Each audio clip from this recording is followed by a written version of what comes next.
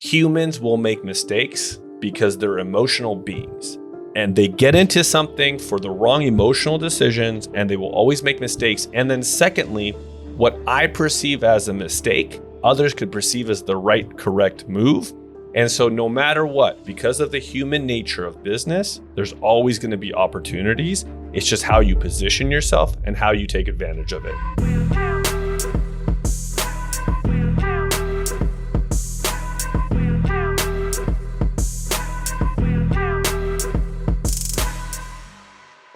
Zero to 100, we're all about one thing: purchasing enough cash flow real estate to achieve not just financial freedom, but time freedom. Our guest today, good friend Pasha. Pasha is the founder and CEO of Evoke Capital. What was the last name, Gabe? Yeah, Gabe, what was my last name? Sorry. Esfandiary. Damn it, Pasha. Your last name was... That's a... Esfandiary. Pasha does not have a last name. I don't have a last name. Nope. The Pasha of Pashas. Founder and CEO of Evoke Capital. So rather than just a proper introduction, like, I'd rather you share your story, because we have your bio, but you went from professional poker player to cash flow real estate investor. And if I'm reading correctly, 1,850 units in less than 24 months. So you kind of fit that 0 to 100, or in this case, 0 to almost 2,000 units. I'd love for you to share your story, because, we have a lot of guests that either went from flipping to buying and holding, or they're W-2 to buying and holding, but I don't think we've had a professional poker player on the show. And I don't think that's a typical transition from professional poker to cash flow real estate. So let's get into your story a little bit, Pasha. Okay. Well, thanks for having me on, and thank you for saying my last name. I really appreciate it, Gabriel. That's fun. I think Gabe butchered it, so we're just going to call you Pasha There E. you go. I tried to leave it out. Mitch threw you under the bus, though. Yeah, well, I did. I had to. Yeah. I mean, that's what we do, unfortunately. So. I love it. Fucking Mitch Hole. Yeah. So it's a little interesting and unique, obviously, trajectory that I went to. I dropped out of college very early on because I just knew it wasn't for me. I was always very quick at learning. I could pick up concepts. I can run with them. But the pace that school went with, I just couldn't do it. I couldn't handle it. It was tedious for me. So I dropped out very quickly, and I've always been a gamer. I played every single video game that you could. I played any Monopoly. Anytime there was a game around me, I'm very competitive and wanted to play. And in 2004, my brother won a really big tournament and became quite popular in poker world. And he won like $1.4 million. And, I'm very young at that point. And I just said, well, I'm pretty sure if he could do it, I could do it as well, too. He went on to be one of the most successful poker players in the world. And his unique, the way he looks at it is awesome. But so I played professionally for close to about 7 years. I went from essentially 19 years old till all the way up to about 26, and then stopped for a few years. And then I started playing up again here and there. So to supplement my real estate career. Now, yeah. So after that, around 26 years old, I always knew I wanted to get into real estate. I went to an emotional intelligence course, and I just said, the path that I'm on does not work for me. I remember walking into a casino, playing a poker game. I was like, I don't want to be in this atmosphere where I have to take people's money. I have to stay up really late. I like waking up in the morning, and I want to have family and children one day. So this isn't conducive to what I want to build.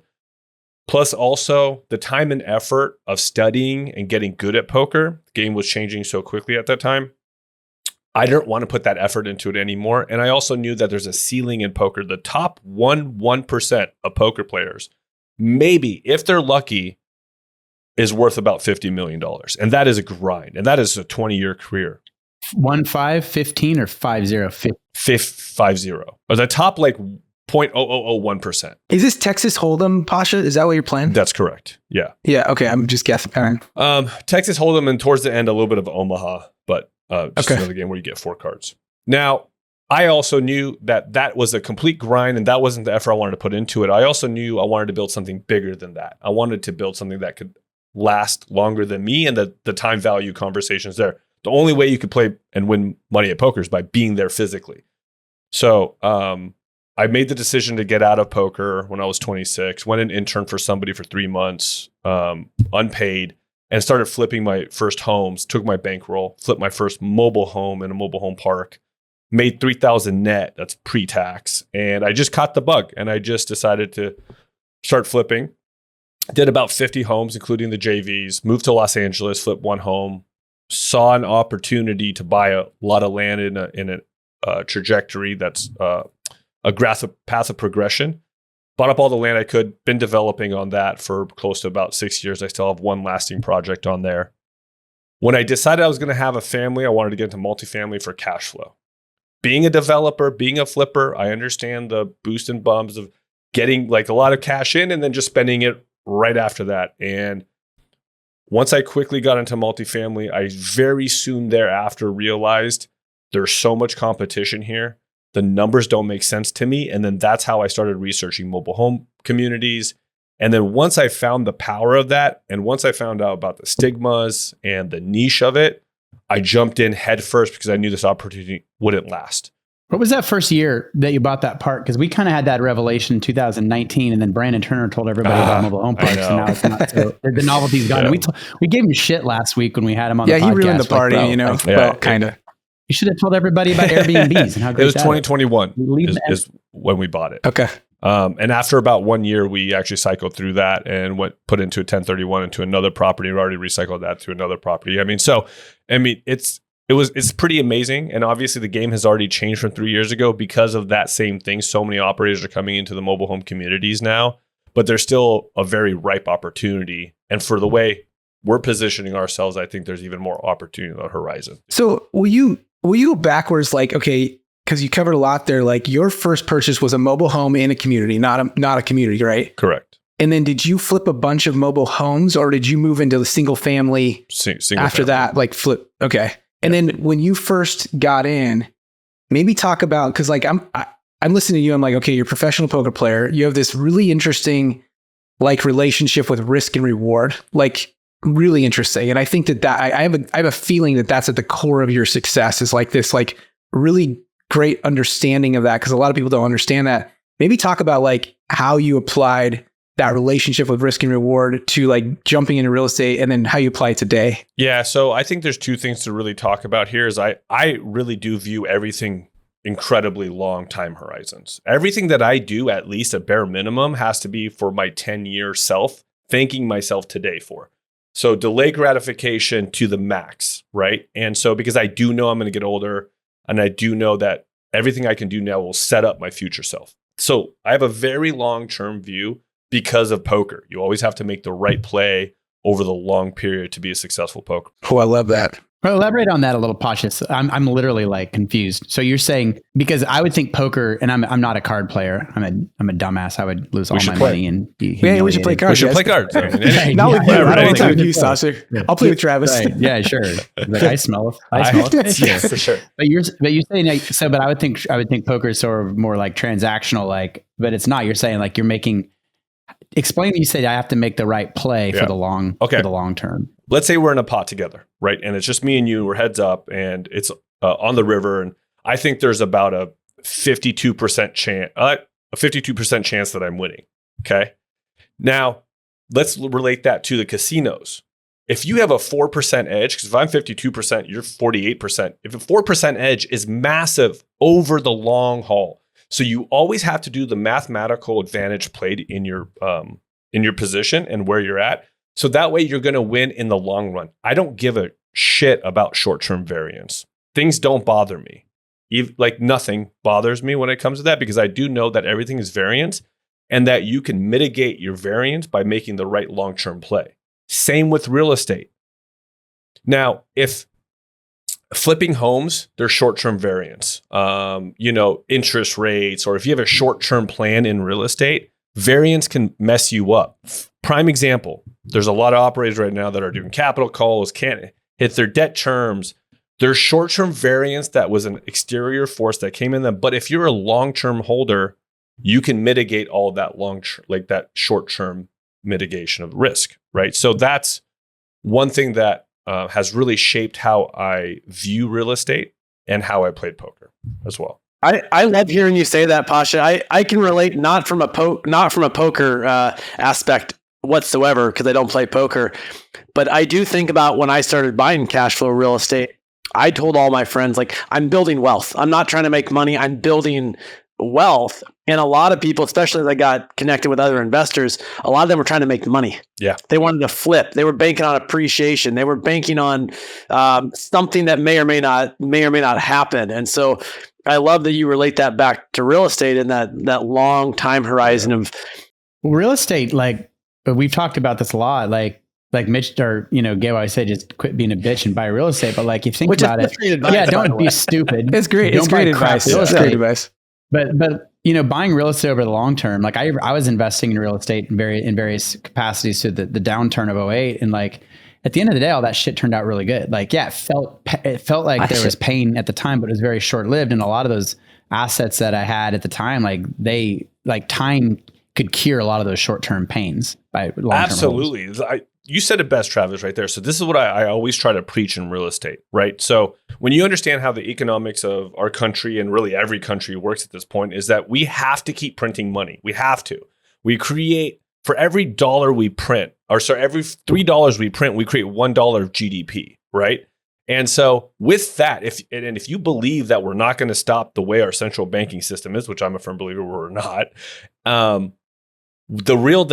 the name of the game is buy as many assets as you can and let time do the work for you, which also then mitigates your short-term risk if there is an economic change in the atmosphere. Look at the last couple years. We have COVID or whatever that was. They print like 25% of the capital.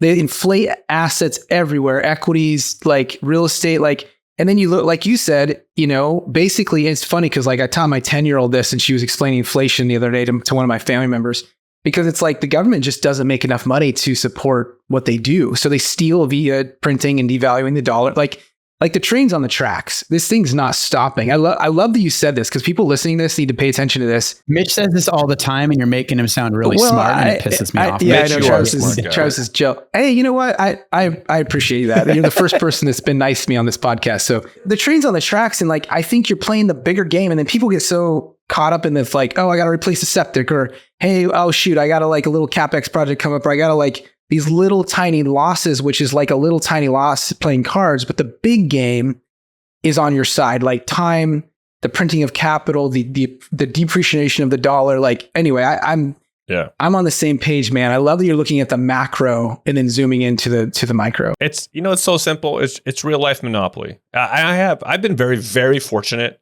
because of poker and because of my network. I have 2 billionaire mentors that have been in real estate, and all they've ever done was buy real estate, keep it, keep refining, keep recycling the money. And it doesn't take a genius to just say, what the hell did you do? I'm going to do the same thing, and just play it the way it is now with the, modern day era. But wealthy people understand the long game, but they also understand how you can leverage and then recycle capital like that, and then tap into equity tax-free and then roll it into the next asset and then start force appreciating or appreciating that asset. And you start to get that multiplying effect. So, and then you look really smart and then you're a billionaire one day. Yeah. In Monopoly, the people that hoard the cash, right? They're collecting the cash.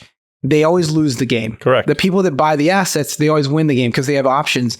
They can partner, they can sell, they can do whatever, right? So, but I think it's the same in life. Like so many people put such a focus on cash, but it's a depreciating asset, versus focusing on assets, and then assets churn out cash and assets give you power, give you options. And so anyway, I think the game, you've said the game Monopoly 2 or 3 times, and I've heard the game Monopoly. It's funny because there's always like a couple things with like really successful people. I hear door knocking all the time. I hear poker player, Monopoly, rich dad, poor dad. Like we all sort of speak the same language.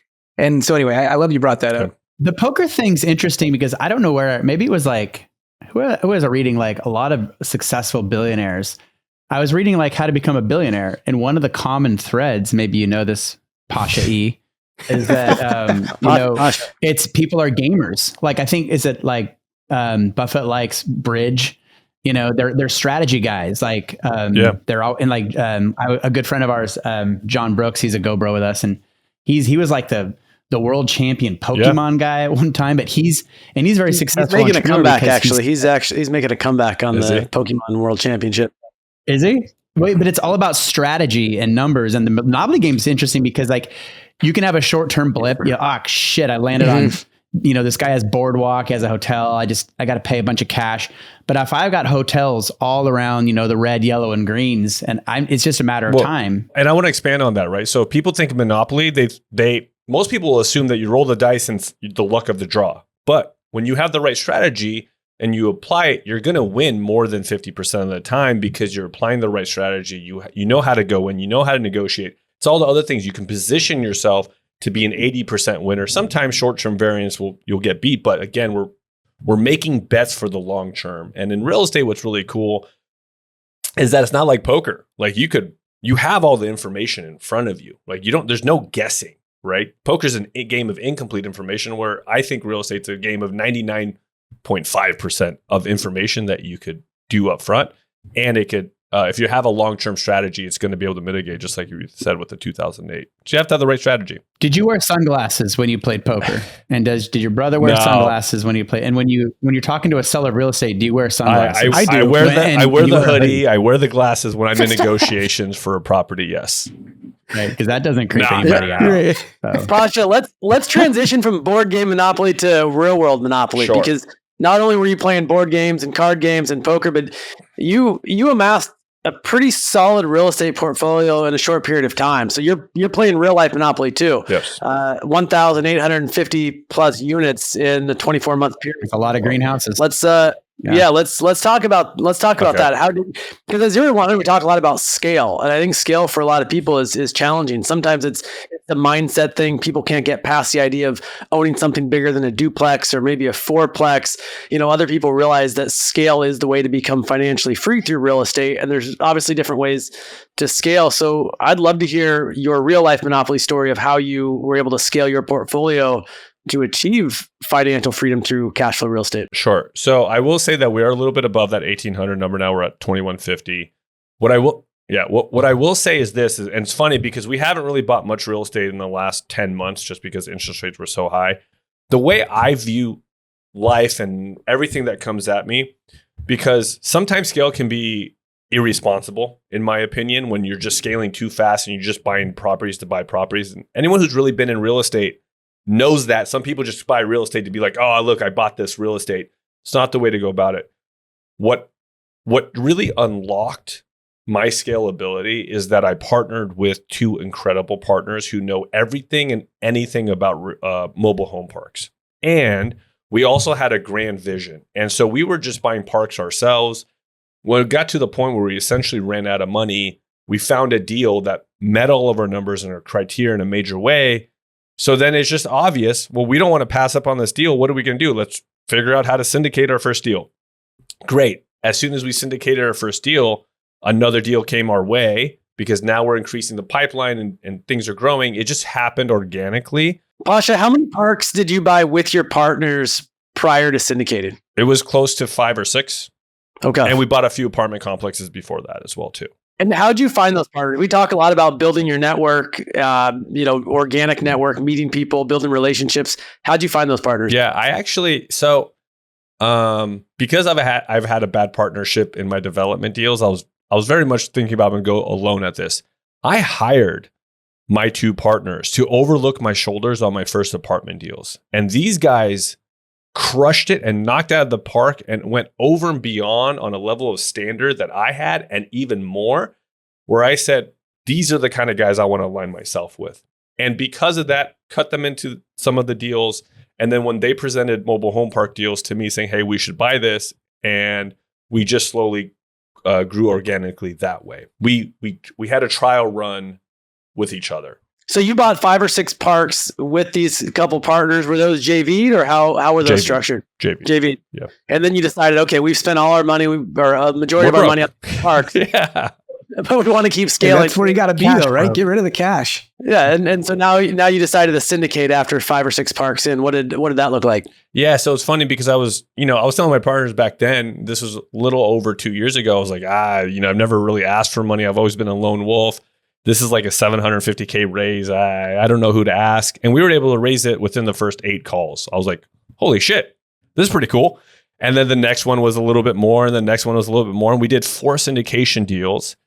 And then deals kept coming our way. And so I was like, guys, the only obvious thing to do after now is let's just create a fund.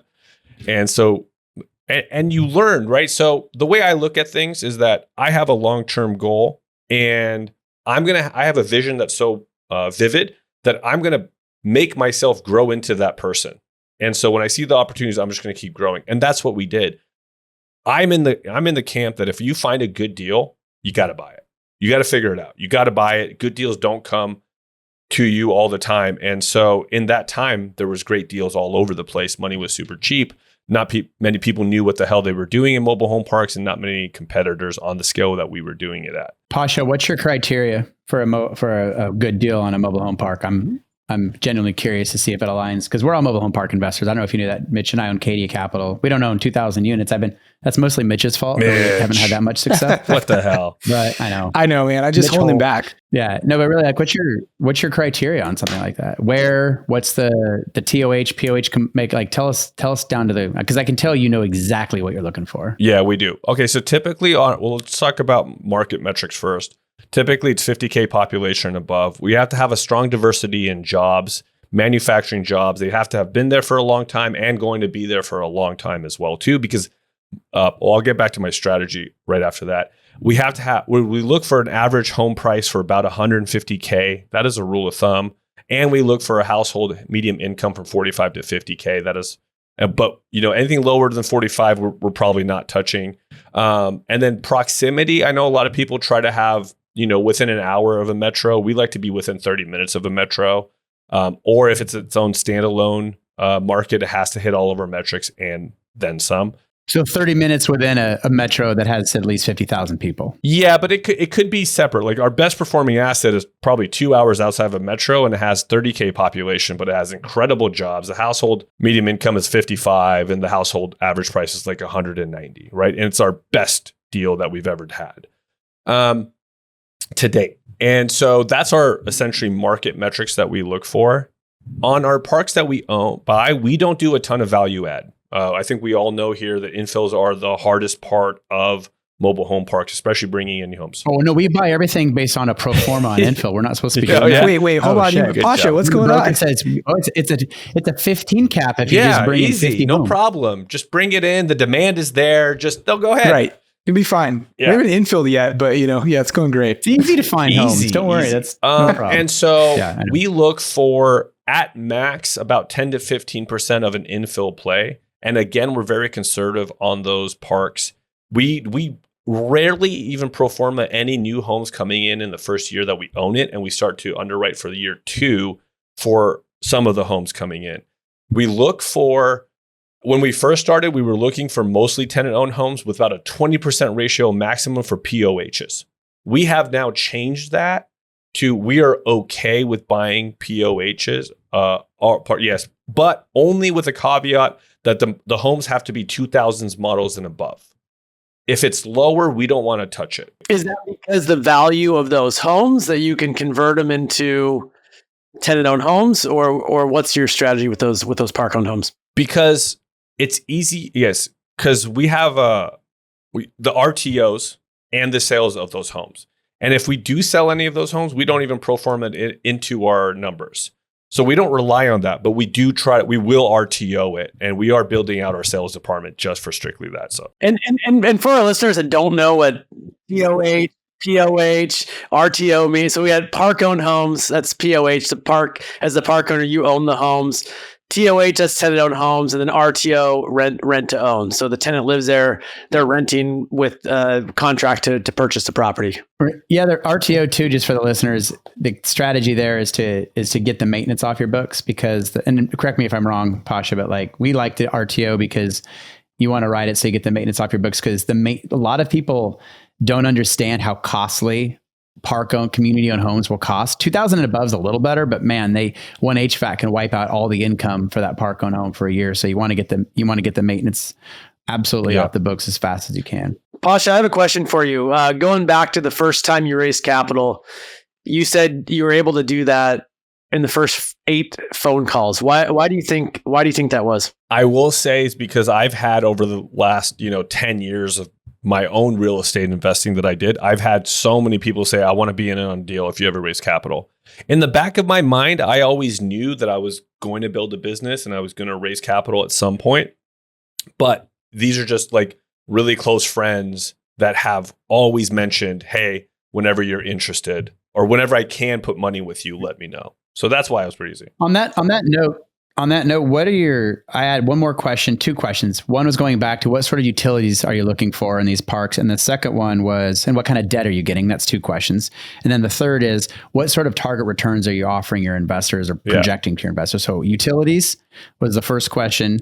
And what was my second question? Financing. Yeah, financing. Everything's on city utilities. We have personally one park that is our own that we bought a long time ago that is on septic, but we ran that through the ringer. We don't like septic. We try to shy away from it, but if they're all newer and everything passes really well, we'll buy it. Secondly, the financing that we typically put, we use 5-Star National Bank. So on the offset, we typically get about 55 to 60% LTV, but we also have an earnout component. An earnout component is where you have a predetermined refi after you hit a certain DSCR. So like, let's say by year 2, you then get that extra 10% or 15% LTV back. Is that recourse, non-recourse, agency? No, it's recourse. It's recourse. And we put it all, me and my partners sign off on the recourse debt. You see his head drop right there. It's recourse. Mitch. Yeah, it sucks. Mitch personally guaranteed. Yeah, good job, Mitch. And are you looking for like 50 pads and above, 100 pads? Like you have a minimum on the pad count? We don't want to touch anything under 50 pads anymore. Under 50. Okay, yeah. Yeah, it makes sense. And what are you offering your investors? Like, I'm just kidding. You don't have to answer this. We can edit it out. No. Like when you're going back to your investors, like some people are out there saying, we'll give you a 17% IRR, X% cash on cash, X, equity multiple. Like how does that structured with your investors? So first thing is first, I have to mention that we have a super long-term strategy. We're forever holders, right? We want to take advantage of the tax code, real life monopoly, right? We want to let time do the work for us. So we project an 18% IRR on a hypothetical 10-year sale. But our biggest metric we look at when we underwrite is we have to return back all investor capital by year 5. And that's the number one metric. If we don't return 100% capital of that park, then we don't even touch it. And then now lately in the last fund, we changed it to that we want to hit at least 7% cash flow in year 2, because some of the properties you have to put a lot of CapEx, change it around, start stabilizing it. We do look for around a 10% cash on cash over a 5-year period. Global or for your investors? For the investors. And that's all net of fees and everything like that. Are you guys doing like prefs? Are you guys taking, is it 70-30? Like what's the LP-GP split? So what we do is a 7 pref, and then we do a 65-35, and we do a European model where the European model is that typically how most operators work, and I don't know how you guys structure yours, is that you get a pref and then the 65-35 gets split right after that pref, right? European waterfall is that we don't touch $1 until all investors are paid back 100% in full, and then we go to our splits in perpetuity. For those listening, a European model isn't what you think, although some of us might want a European model. This is really an economic model for how you structure deals with your investors. Not as cool as an actual European model. But. Yeah. And for anyone who's listening, the reason why we like the European model is that because we have to do good by our investors before we even start taking our percentages. But you take an asset management fee, right? So you can keep the lights on and pay your overhead. No asset management fee. You take no money out, no cash flow out of these deals until your investors are fully paid back. Well, we are the property managers, so we do take a 6 to 8%. I mean, our last fund was 6%, but this one was 8%. And we take an acquisition fee. Outside of that, we don't have any other fees whatsoever. I want to go back. I'm going to keep taking you back because I'm just like fascinated by your growth, like 2 years, 2150, I think is the number, which is just outrageous. Because we have people like an Elite, for example, where we're teaching our frame, we call it the R1 framework, the retirement one framework. We're going through this stuff and it's like, people can't believe that you could get to like 100 units in like 3 years. And that's kind of what we, or 10. Or 10 years. And if you look at like the, 99% or 95, whatever that percentage, like most investors do not get past 10 units. I mean, that's like, you go to the Bigger Pockets, conference, or you go like, just take any population of investors, like most of them are not past 5-10 units. So I'm like, will you take me back to like the first couple of properties you bought and held? And then like, what in the hell is your mindset to go to 2150 in 2 years? Like seriously, like I don't want to gloss over that because like you are different. You are less than 1%, way less than 1% Different investors. in a good way. Yeah, Different in a Like good way. kind of like a European And you model have- way. Yeah. And you have great hair. Yeah. And you're talking about European models. Like this is, Poker player, European model, and real estate investor. Pasha. Yeah. You look like a Pasha European E. model. Yeah, I mean, there we go. great. Yeah. So, anyway. And what in the hell was your mindset, Pasha E, when you scaled it? Listen, I think no matter what, everything I've ever tried to do in my life has been scale. Like and so for example, when I started flipping homes, I mean, I scaled pretty quickly, right? To being able to flip 50 homes in, like less than 4 years from just starting off and getting it all together and building business. It's just the way my mind works. I very much ADD, results, let's go. Also, that is coupled with, hey buddy, that is also coupled with the fact that, I always will do the best long-term decision. I'm going to give a really easy example right now. I meet a lot of entrepreneurs who are always worried about hiring out and spending the money on the short term. But if you know that person's going to unlock you to be able to take down more deals and make you more money, make this short-term investment. Like I said, I will always delegate my resources to the long-term goal. Okay. The way I scaled, I'm going to give a prime example of kind of my mindset, how I scaled, and the way it worked. When I bought my first apartment complex, which was 74 units, I was underwriting this deal. It came off market to me in Wichita, Kansas. I was like, this deal is too good to be true. I got to be doing something wrong. Like I got to be underwriting it. Something's wrong. This is where I hired my now two partners. And I said, you got to look over my shoulder. And they both said, you have to buy this deal right now. While we were in escrow for that deal, I'm always going to ask, hey, do you have any other good deals around? Right? I know how hard it is to do it. The property managers that we hired, who we and eventually fired because they stole from us. Whoa, that sounds so familiar. rare. So rare, right? Crazy. Never hear that. Yeah. Property managers and contractors never steal. No, they're so honest. So while that was happening, I have a bunch of development deals that are going on, and they brought a 180 unit apartment complex to me.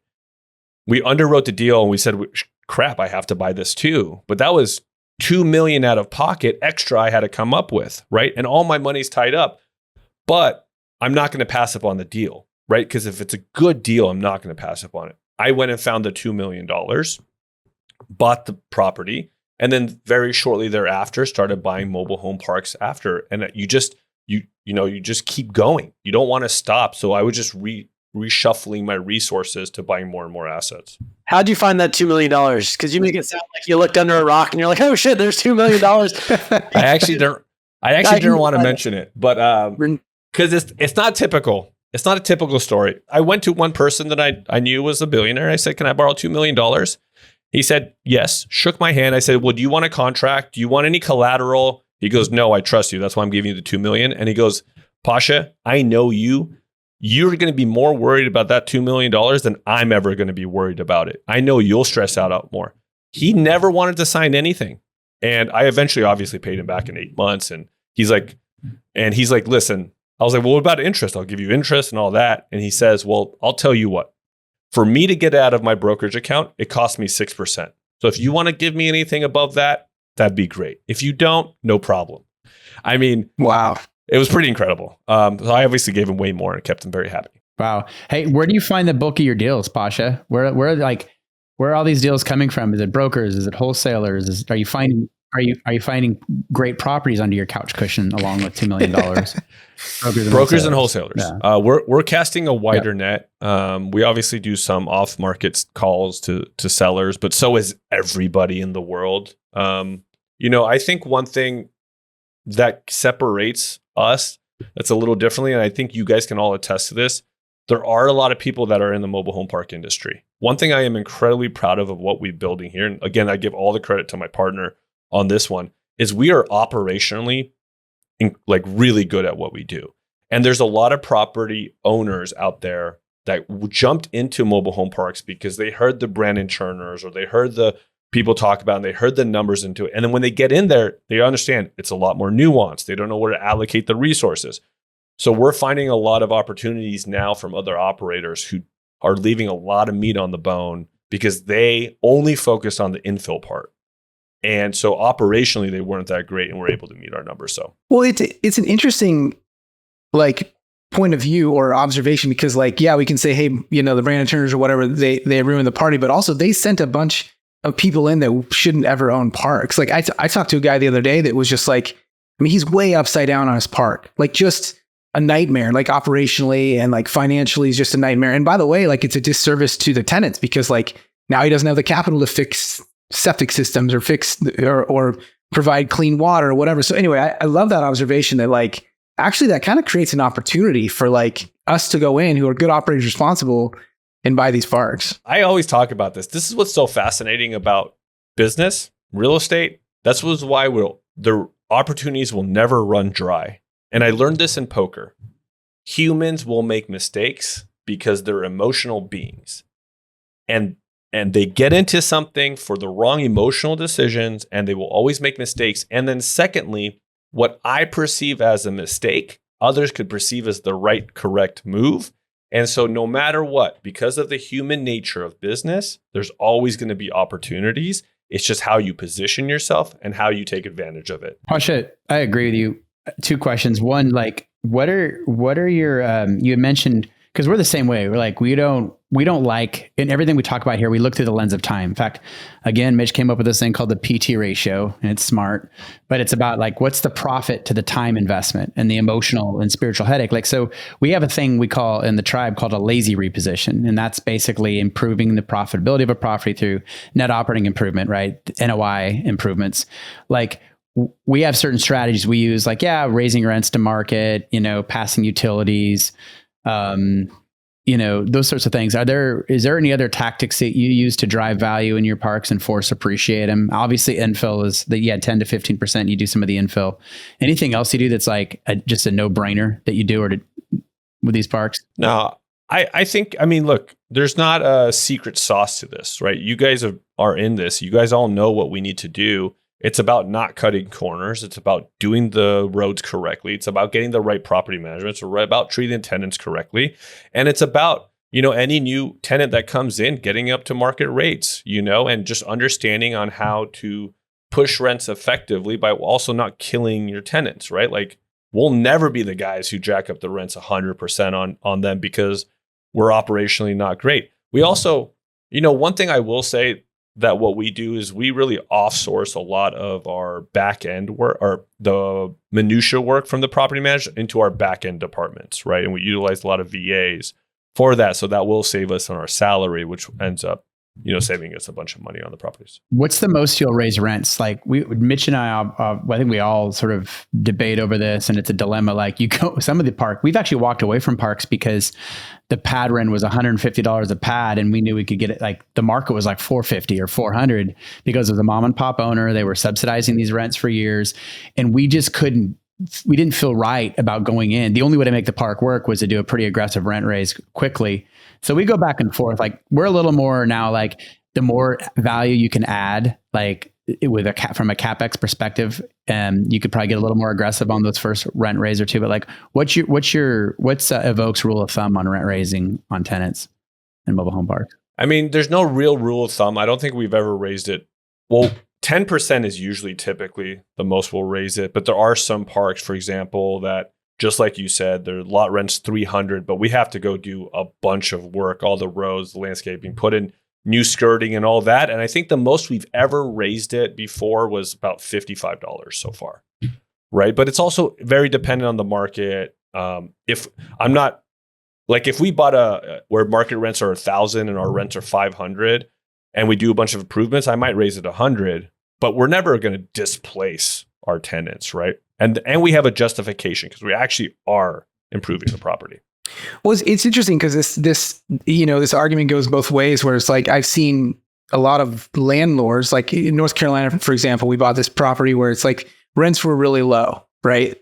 And you would think that, okay, that's a benefit to tenants because they have affordable housing.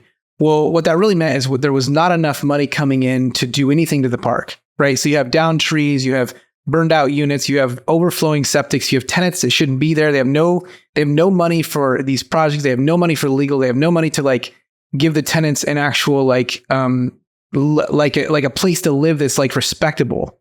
And by going in there, like, and moving the rents like incrementally, really not a ton, $75 to $100 over time, we were able to go in with like $400,000 and fix all these issues. And all the tenants are like, thank God you guys bought the park, because this place is a disaster. So like, I think a lot of people that like aren't in this industry don't realize that an incremental rent increase can justify several thousands of dollars in tenant improvements. And so like a lot of these mob pods that are too close to properties do the tenants a disservice by not keeping up with market. I believe our last 4 properties, our average on the last 5 or 4 properties have been almost $1 million in CapEx that we're putting into the park. And that's for the tenants' lot. Like, this is to their benefit. And a lot of like owners, you know, unfortunately in the mobile home park space, they buy them, they hold them, they cash flow them, and there's like they're not putting anything into them. So you drive through them and they're like, these tenants just live in trash, and it's not for the tenants. So anyway, I love that you're putting that much money into them. Pasha, I'm curious. What drives you today? I mean, what is it that motivates you, that drives you to succeed, to keep going, to keep? If I had hair like that, that would be it for me. Like, I would look in the mirror in the morning and I'd be like, I don't have any problems. Mitchell, I don't think you're gonna. I don't think you're gonna get this head of hair. Buddy. I'm so sorry. Great smile, great hair, European model. At first status, it was Gabe. I get up every day. So, I want to be like Gabe. I want to be like Gabe. Now I want to be like. Well, we all do. Come on, Mitch. If you keep buying more mobile home parks, you can afford hair like that. Yeah, it's true. Hey man, if those are plugs, Pasha, I swear to God, you got to send me the link, because seeing Mitch with hair would freak me out. Yeah, I know that would freak me out. I know. Well, yeah. So I'm gonna get a little bit in depth about what really drives me, because the only way to explain this is to explain my childhood and where the drive actually comes from. So when I was a child, we immigrated here when I was 3 years old, and my father gave up. And I don't remember this. I just heard all the stories growing up. My dad was incredibly successful, socialite, had everything, all the accolades in Iran, but literally gave up everything and moved me and my brother to the States. My mom stayed back in Iran, literally had to go work 2 jobs, the quintessential immigrant story, right? And so growing up, there was a lot of trauma there. And, you know, I retreated into being a very lazy, introverted kid growing up. But seeing how my dad dealt with his depression and seeing that there was this fire that I had inside of me I just always knew that I had to make something of myself because of everything he sacrificed. That has always driven me to be successful. And my brother as well too, because we understand what my dad had to do for us. So and then secondly, on top of that, I try to reflect back when I'm dying. I know it sounds morbid, but I always reflect, what will I regret? Not what I want to do. That's the question I ask myself. So when I'm on my deathbed, what will I be proud of myself at? And at this point in my life, from where I was 26 years old to now, I'm 180 degrees different. Did a lot of work, really kind of got my life in order and discipline. And now that I'm 40 and I've created everything I wanted, now the game is, what else do I want to create? If I could do that in 14 years, what can I do in the next 50 years? And then also the fact that I'm now a newly father, my goals are shifting. Right? Everything's getting put in perspective. And I know at the end of the day that money means shit. It means nothing to me, but it's a game for me. And I like convenience. And I like being able to do whatever the hell I want to do with all my big ideas whenever I want to do them. And that's why I keep playing this. This is why I have this drive for me, because I just want to impress myself at this point. Yeah. I've never met any real successful entrepreneurs that say, yeah, what gets me up in the morning is I just want to buy another boat. You know, or I want more shit. It's always about like, obviously family. It's about freedom, which is what this tribe's all about, is just the ability to do whatever the hell you want. Right. But it's also the game. Like, we love the game. It's like you've always played a game, and now it's a real world game. You know, it's funny because I play games in every aspect of my life. I quantify how is my relationship with my wife, and I tell her all the time, give me a list of the things I could do to win with you. Right. That's awesome. Same with I got to ask my wife that. Yeah. I'm afraid to ask my wife they that. will tell you. They will tell you, right? Yeah. Being a CEO, I think it's really easy. Hey, how can I make your life easier? Just tell me. Let me tell me what I got to do. Let me just fix this for you. And so, and I love that. And I love figuring things out always. And that's my gamer side of me. And I've gamified everything in my life. So I got a question for you. So like you mentioned this quick is like you want to be able to do whatever you want to do, like crazy ideas. Do you have any crazy ideas that you're like are on the back burner? Like you're like, maybe I'll do this someday in the future. Like you've created this real estate launchpad. I see you smiling. Right now. Can you share like, do you have just like some crazy nutty idea that you're thinking about like in the future? I'll tell you the thing that I'm recently really dedicated and devoted to. I think you get to a certain point in life and family and success that you realize it all means nothing at the end of the day, which is a crazy kind of a little bit of a mind fuck anyways. There's this guy that I've been listening to. His name is Zach Bush, and he's just incredible. And he talks about how all of our soil is depleted from our earth, about 98% of it. And so, if I want to live a really long, healthy life for my family and for my kids, so my lately crazy idea is, it's not really a crazy idea. It's something that I want, my wife wants, and all my friends wants. And a little funny backstory. 4 years ago, I went on a campaign with all my best friends who were couples and said, let's just all have children at the same time. It'd be stupid not to. And so that way we can have a community. So now it's really kind of my responsibility if I want to build an area where we can all build our homes on it. So I actually, before this, was speaking to a realtor in Colorado to buy a bunch of land. And so that way I could parcel it out and build homes for the friends that do want to live next to me with children so my kids can have that community. Mitch has been trying to talk me into doing something like that, but it's like you got to drink Kool-Aid and wear Nikes, and it's really creepy. Yeah, 100%. I was going to say, Pasha wants to be a cult leader. It's perfect. We're gonna whoa. We're not a cult, relax. But we're gonna brand each other. Sharing is caring. Yeah, come on, man. But no, it's true, and I want to raise my own I don't want to be a farmer. I'm not made for that kind of work. But like, I do want to raise my own food. Like regenerative farming. I've seen some of Zach Bush's stuff, some of his content, so I know exactly who you're talking about, and I think it's great. Is it amazing that like when you get a bunch of money or a bunch of things, material, whatever that is, like you said it, you're like, it doesn't mean shit. But yet, like, and I think what's interesting is like we're all more interested in like the almost like I feel like the personal growth, literally the journey, than the result, I think sometimes. And like that's what I'm obsessed by, because like I've bought really nice things, or I've had like my bank account's massive, or what like different times in my life where I'm like, it doesn't really like give you happiness. It changes nothing. Yeah, it changes literally nothing. And like even Travis, when you sold your business, I remember talking to Trav like within a couple months, he's like, bro, it changes nothing.